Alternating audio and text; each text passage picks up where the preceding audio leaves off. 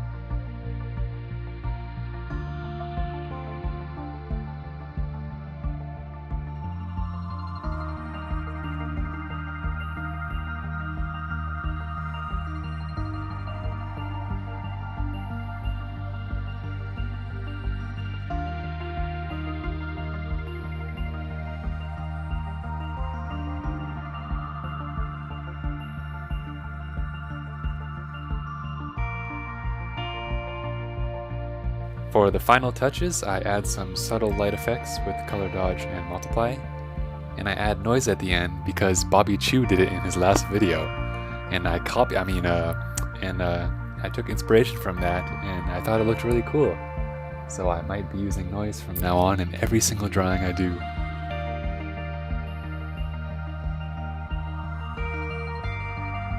And here's the final drawing. Oh yeah! I've got another process drawing video coming up of this little mini comic I did, which was inspired by the anime Gurren Lagann and Jimin from BTS, believe it or not. So stay tuned for that. And see you guys in the next video. Wow.